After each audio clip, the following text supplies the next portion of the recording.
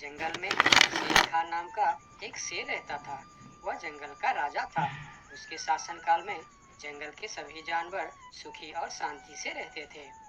यदि जंगल में कोई भी जानवर गलत काम करता तो शेर खान उसे दंड देते थे। वह कमजोर जानवरों की रक्षा भी करते थे। एक दिन शेर खान अपने गुफा के सामने बैठे थे। तभी उसका दोस्त भालू उसके पास आया। फिर दोनों दोस्त मिलकर जंगल और जंगल के जानवरों के बारे में आलोचना करने लगे। मैं इस जंगल का सबसे शक्तिशाली जानवर हूँ। मेरे सामने जंगल का कोई भी जानवर टिक नहीं सकता। क्या कहते हो भालू भाई? ये तो तुमने बिल्कुल ठीक कहा, लेकिन हाथी के सामने तुम बिल्कुल चूहे जैसे दिखते हो।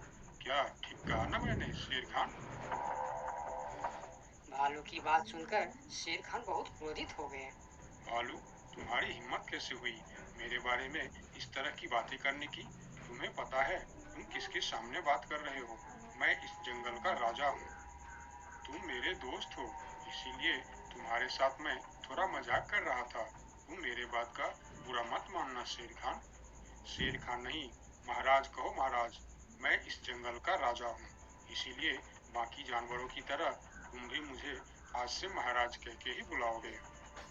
लेकिन शेर खान, हम दोनों दोस्त हैं, फिर भी तुम ऐसे क्यों बातें कर रहे हो?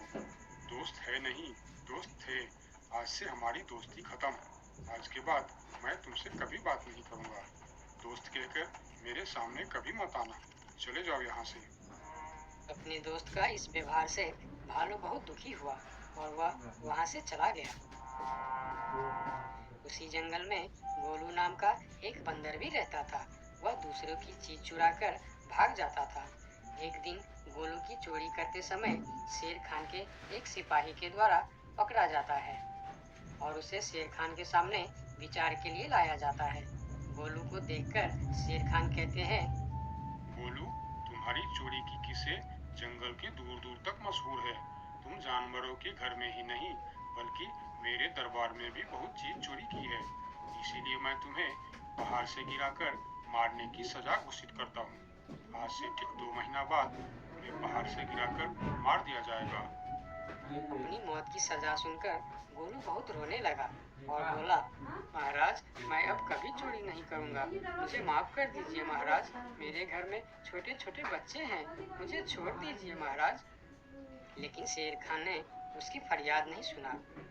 तब एक सैनिक उसे ले जाकर जेल में बंद कर देता है। उधर गोलू का दोस्त भोलू को जब इस बात का पता चलता है, तब वह गोलू से मिलने के लिए कैद खाने में पहुंच जाता है और उससे कहता है, देखा गोलू, तुम पकड़े गए ना। मैं तुम्हें कितनी बार कहा था कि चोरी करना छोड़ दो। अब क्या होगा बताओ, कैसे निकलोगे यहाँ से? ये सब छोड़ो भोलू भाई, जो होना था वो हो गया। मुझे तो बस अपने परिवार की चिंता हो रही है। काश मैं मरने से पहले उनके लिए कुछ कर पाता। मेरे छोटे छोटे बच्चे हैं, बीवी है, अब उन सब का क्या होगा? मेरे बिना वह भी जीवित नहीं रह सकते। गोलू की बातें सुनकर भोलू सोच में पड़ गया। फिर वह शेर खान के पास गया और बोला, महाराज, मैं गोलू का दोस्त भोलू हूँ। मैं आपसे कुछ कहने आया हूँ। तो तुम गोलू का दोस्त भोलू हो? ठीक है, बताओ क्या कहना चाहते हो तुम? महाराज, मैं चाहता हूँ कि आप गोलू को कुछ दिन के लिए उसके परिवार के पास जाने दें, ताकि वह मरने से पहले अपने परिवार के लिए कुछ इंतजाम कर सके। मरने वाले का आखिरी इच्छा पूरा कीजिए महाराज। आप एक बार उसके परिवार के बारे में भी सोचिए। गोलू ने जो किया उसमें उसकी परिवार की क्या गलती है? अगर आप उसे कुछ दिन के लिए अपने परिवार के पास रहने दोगे तो शायद उसका परिवार बच जाएगा। मैं इस बारे में तुम्हारी कोई मदद नहीं कर सकता। अगर अपने परिवार से मिलने के बहाने गोलू भाग गया तो मैं किसको सजा दूंगा? शेर खान की बात सुनकर भोलू थोड़ा सोच में पड़ गया। फिर बोला, तो ठीक है महाराज, आप गोलू को छोड़ दीजिए। जब तक गोलू वापस नहीं आ जाता मैं उसकी जगह कैद खाने में रहूंगा। और अगर वो कभी वापस नहीं आया तो क्या तुम उसके हिस्से की मौत की सजा भी लोगे? थोड़ा सोचकर बताओ। हाँ महाराज, मैं इसके लिए भी तैयार हूँ। भोलू की बात मानकर शेर खान ने गोलू को कैद से निकालकर भोलू को कैद खाने में डलवा दिया। तब बाहर निकलकर गोलू ने भोलू को बोला, दोस्त तुम चिंता मत करना, मैं समय से पहले ही वापस आ जाऊंगा। ऐसा कहकर गोलू वहां से चला गया और भोलू गोलू की जगह कैद खाने में रहने लगा। इस तरह बहुत दिन बीत गया, लेकिन गोलू वापस नहीं आया। तब एक दिन शेर खान भोलू के पास आया।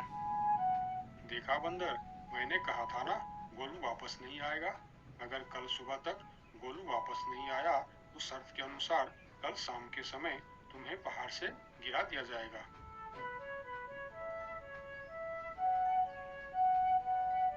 अगले दिन भी जब गोलू वापस नहीं आया, तब शेर खान और उनके सैनिक भोलू को लेकर पहाड़ के किनारे पर गए। फिर भोलू को खाई के किनारे खड़ा करके शेर खान ने कहा, देखा ना मूर्ख बंदर, तुम्हारे दोस्त तुमको धोखा देकर चला गया। अब तुम मरने के लिए तैयार हो जाओ। लेकिन इस बार भी गोलू नहीं डरा और बोला, कोई बात नहीं महाराज, मैं अपने दोस्त के लिए मरने के लिए भी तैयार हूँ। मैं यह जानकर बहुत खुश हूँ कि मेरा दोस्त अपने परिवार के साथ खुश है। मेरे आगे पीछे और कोई नहीं है, मैं तैयार हूँ महाराज। शेर खान और भोलू के बीच बातचीत चल ही रही थी कि तभी थोड़ी दूर पर गोलू उनके और आता हुआ दिखाई दिया। फिर पास आकर उसने बोला, तुम्हें ऐसा करने की कोई जरूरत नहीं है दोस्त। तुमने मेरे लिए जो किया उसके लिए तुम्हारा बहुत बहुत शुक्रिया। अब मैं अपनी सजा पूरी करने के लिए तैयार हूँ। महाराज छोड़ दीजिए मेरे दोस्त को। गोलू, तुम्हें वापस आने की क्या जरूरत थी? मैं यह सजा ले लेता था। तुम्हारे घर में छोटे छोटे बच्चे हैं, बीवी है, उनका क्या होगा? मेरे परिवार में मेरे अलावा और कोई नहीं है, इसीलिए यदि मैं मर भी जाऊं तो मेरे लिए किसी को कोई दुख नहीं होगी। तुम यहाँ से चले जाओ। नहीं दोस्त, गलती मैंने की है, इसीलिए सजा भी मुझे ही मिलनी चाहिए। उन दोनों की दोस्ती को देखकर शेर खान सोचने लगे, ये दोनों अपने दोस्ती के खातिर एक दूसरे के लिए जान देने के लिए तैयार है, और मैं एक छोटी सी बात के लिए अपने सबसे अच्छे मित्र भालू से दोस्ती तोड़ दी। यह मैंने बहुत बड़ा गलती कर दी। मुझे इसका प्रायश्चित करना ही होगा। किसी को मरने की कोई जरूरत नहीं है। तुम दोनों की दोस्ती देखकर मैं गोलू की सजा माफ करता हूँ। और याद रखना गोलू, अगर तुमने फिर से चोरी की तो अगली बार मैं तुम्हारी सजा माफ नहीं कर पाऊंगा। नहीं नहीं महाराज, आज के बाद मैं फिर कभी ऐसा गलती नहीं करूंगा। आज से मैं ईमानदारी से मेहनत करके अपना परिवार चलाऊंगा। आपका बहुत बहुत धन्यवाद महाराज। ठीक है, अब तुम लोग यहाँ से जा सकते हो।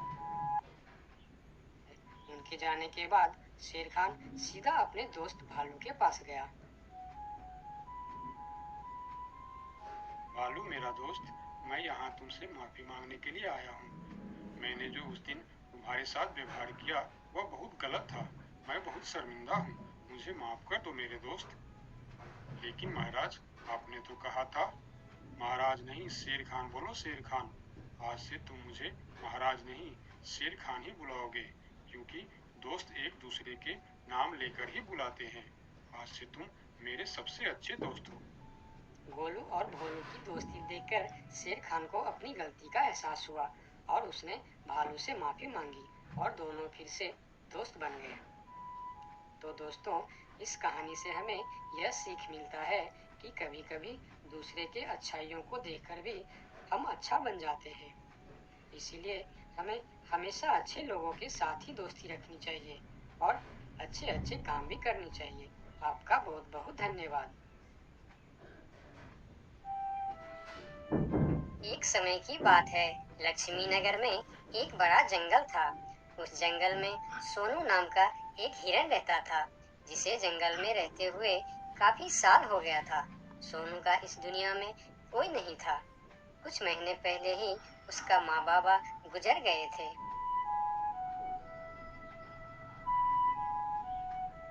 इसीलिए इस जंगल में रहते हुए उसे काफी अकेलापन महसूस होता था।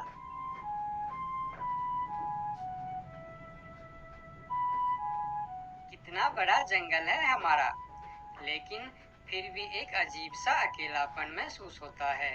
काश मेरा भी कोई दोस्त होता तो कितना अच्छा होता। तभी वहाँ से एक तेंदुआ और सियार गुजर रहे थे। सोनू को अकेला देखकर दोनों उसके पास आए और बोलता है, अकेले अकेले क्या कर रहे हो? हमसे दोस्ती कर लो, हम है ना तुम्हारे साथ रहने के लिए।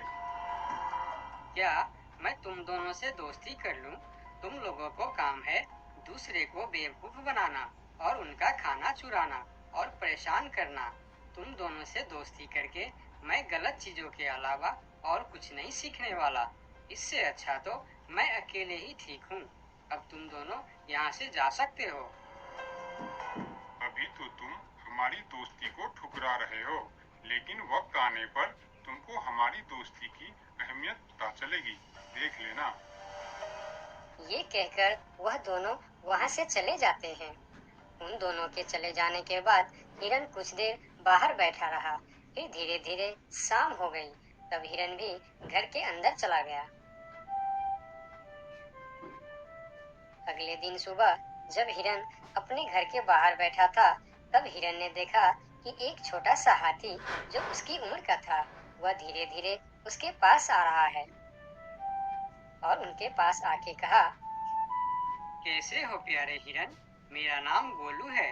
मैं आज ही इस जंगल में आया हूँ। तुम्हारा नाम क्या है? क्या तुम इस जंगल में रहते हो? मेरा नाम है सोनू और इसी जंगल में मैं जन्म से ही रह रहा हूँ। तुम कहाँ से आए हो? तुम्हारे साथ और कौन कौन है? मैं पास की जंगल से आज ही आया हूँ। मेरा इस दुनिया में कोई नहीं है। क्या तुम यहाँ अकेले रहते हो? हाँ, मैं अकेला ही रहता हूँ। मेरा भी इस दुनिया में कोई नहीं है दोस्त। सोनू, क्या यहाँ कोई ऐसी जगह है जहाँ मैं अपना घर बनाकर रह सकूं? हाँ दोस्त, इस जंगल में ऐसे बहुत से जगह है जहाँ तुम घर बनाकर रह सकते हो। आओ मेरे साथ। फिर हिरन और हाथी जंगल के और भी अंदर चले गए, जहाँ हरियाली भी थी और जगह भी बहुत सुंदर थी। यहाँ तो मैं अपना पसंद का घर आराम से बना सकता हूँ। हाँ मेरे दोस्त, और इस काम में मैं तुम्हारी मदद करूँगा। नहीं प्यारे दोस्त, मैं अपना घर खुद बना लूँगा। मैं तुम्हारा फायदा नहीं उठाना चाहता। तुम मेरी बहुत मदद की है। ये सुनकर भी हिरन ने उसकी मदद करने का फैसला नहीं बदला और काम पर लग गए। जंगल से अच्छी लकड़ियाँ और पेड़ इकट्ठा करके दोनों ने मिलकर 2 दिन के अंदर ही एक झोपड़ी जैसा घर बना डाले। तुम्हारा बहुत बहुत शुक्रिया दोस्त। अगर तुम नहीं होते तो मैं इतना आसानी से ये घर नहीं बना पाता। शुक्रिया की कोई जरूरत नहीं है। तुम मेरे प्यारे दोस्त हो। ये तो मुझे करना ही था। उस दिन से दोनों की दोस्ती और भी गहरी हो गई। इधर शाम होने वाली थी। हिरन अपने दोस्त से विदा लेकर अपने घर की ओर चलना शुरू किया। हिरन रोज हाथी के घर आता और दोनों सारा दिन साथ ही रहते थे। एक साथ खाते थे और मजे भी करते थे। एक दिन सोनू हिरन हाथी के घर नहीं आया तो उसे हिरन के लिए चिंता होने लगा। वह फिर चलकर हिरन के घर जा पहुंचा। अरे क्या हुआ दोस्त? तुम आज मेरे घर क्यों नहीं आए? तुम्हें ना देखकर मैं बहुत परेशान हो गया, इसीलिए मैं इधर चला आया। दोस्त, मेरा तबीयत खराब है। पूरे शरीर में बहुत दर्द हो रहा है। मैं ठीक से खड़ा भी नहीं हो पा रहा हूँ। हाथी आगे आया और हिरन के शरीर को छू कर देखा कि हिरन को तो बहुत तेज बुखार चढ़ा है। दोस्त, तुम्हें तो बहुत तेज बुखार है, लेकिन ये सब अचानक कैसे हो गया? ये कहकर हाथी ने थोड़ा देर सोचा और बोला, मैं अभी आता हूँ। तुम बिल्कुल चिंता मत करना, तुम ठीक हो जाओगे। इतना कहकर हाथी वहाँ से चला गया और सोनू हिरन उसका इंतजार करने लगा, लेकिन कई घंटे गुजर जाने के बाद भी हाथी नहीं लौटा। हिरन निराश होकर बैठा रहा। थोड़ी देर बाद वही तेंदुआ और सियार उसके पास आ गए और कहने लगे, सोनू हिरन, तुम्हारी तबीयत का पता चला तो हमें बहुत दुख हुआ। ये देखो, हम तुम्हारे लिए खाना भी लेकर आए हैं। उन्होंने कुछ फल हिरन के सामने रख दिए और फिर उसको खाने के लिए कहते हैं। तुम लोगों का बहुत बहुत शुक्रिया। मुझे बहुत भूख लगी थी। अरे हिरन भाई, इस समय तुम्हारा तबीयत खराब है और वह तुम्हारा दोस्त कहाँ है जो हमेशा तुमसे चिपका रहता है? पता नहीं कहाँ गया है। सुबह एक बार आया था, उसके बाद अभी तक लौटा नहीं। हाँ, उसने सोचा होगा कि तुम्हारी बीमारी में सेवा करनी पड़ेगी, इससे अच्छा तो हम भाग ही जाते हैं, इसलिए वह गायब हो गया। अच्छा दोस्ती निभाया उसने। नहीं नहीं, ऐसा नहीं हो सकता। वह मेरा बहुत अच्छा दोस्त है। ऐसा ही हुआ है। हमने कहा था ना कि वक्त आने पर हमारी दोस्ती की अहमियत समझेगी। यही वो समय है। उनकी बात सुनकर सोनू हिरन को बहुत दुख हुआ। फिर वह वहां से चला गया। धीरे धीरे शाम हो गई, लेकिन हाथी का कोई अता पता नहीं था। हिरन के तबीयत में भी कोई सुधार नहीं हुआ। अगले सुबह फिर से वह दोनों हिरन के घर पर आए। आज भी दोनों ने हिरन के लिए कुछ फल लेकर आए थे। हिरन बहुत खुश होकर खाने लगा। उसे अपने आप पर शर्म आ रहा था कि जिन जानवरों को वह बुरा भला कह रहा था, आज मुसीबत में वही उसके काम आ रहे हैं। वह हर बार उनका शुक्रिया कर रहा था और माफी भी मांग रहा था। फिर थोड़ी देर बात करके दोनों वहां से चले गए। कब तक हम इनकी नौकरी करते रहेंगे? अब अपने योजना को अंजाम देने का समय आ गया है, नहीं तो बहुत देर हो जाएगा। हाँ, तुमने बिल्कुल ठीक कहा। अब हमें और समय नष्ट नहीं करना चाहिए। आज ही हमें कुछ निर्णय लेना ही पड़ेगा। चलो चलते हैं शेर सिंह के पास। शाम के समय जब हिरन अकेला था, तब हाथी वहां पर पहुंचता। उसको देखते ही सोनू हिरन को बहुत गुस्सा आ गया।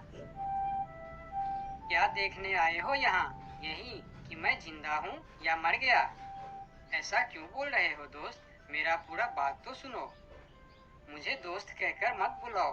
दोस्त वो होता है जो अच्छे और बुरे वक्त में साथ निभाए। तुम तो मेरे तबीयत खराब होते ही मुझे छोड़कर भाग गए थे। मुझे खाना भी वह लोग लाकर दे रहे थे जिससे मैं बात तक करना पसंद नहीं करता था। तुम्हें अभी तक कुछ भी पता नहीं है, इसीलिए गुस्सा कर रहे हो। मैं तुम्हारे साथ छोड़कर नहीं भागा था। मुझे पता चल चुका था कि तुम्हें डेंगू बुखार हो गया है और तुम्हारे पास सिर्फ 3 दिन थे। मैंने घर में इसके दवाई रखे थे, लेकिन जब मैं घर पहुंचा तो वहाँ दवा न जाने कहाँ गायब हो गया। मेरे पास समय कम था। तुमको बताने वापस आता तो और देर हो जाती, इसीलिए मैं पुराने जंगल गया था। वहां से तुम्हारे लिए 2 दिन का सफर करके यह जड़ी बूटी लाया हूँ। इसे खा लो दोस्त, वरना सुबह तक तुम्हारा बुखार नहीं उतरा तो मैं मेरे सबसे अच्छा दोस्त खो दूंगा। ये सुनकर सोनू हिरन के आंखों में आंसू निकल आए। उसने तुरंत वह जड़ी बूटी खा ली। मुझे माफ कर दो दोस्त, न जाने मैं कैसी तुम्हारी दोस्ती पर शक कर बैठा। यकीन मानो, तुमको वापस देखकर मुझे बहुत अच्छा लग रहा है। फिर दोनों ने बातें करने लगे। इतने में सोनू को अच्छा महसूस होने लगा। फिर वह उठकर खड़ा हो गया। अरे देखो दोस्त, मैं तो बिल्कुल ठीक हो गया। तुम्हारा बहुत बहुत धन्यवाद दोस्त। दोनों घर के बाहर बातें कर रहे थे, तभी वहां पर शेर सिंह को साथ लेकर वह दोनों आ गए। तुम लोगों के साथ ये शेर सिंह यहाँ क्या कर रहा है? शेर सिंह, यही वह हिरन है जिसे हमने आपके लिए तैयार किए हैं। ये सुनकर हिरन डर गया और फिर उसको समझ में आया कि ये दोनों क्यों इसका सेवा कर रहा था। इधर शेर सिंह हिरन को शिकार करने के लिए आगे आया। तब हाथी बोला, मेरे रहते तुम लोग मेरे दोस्त को कुछ भी नहीं कर सकता।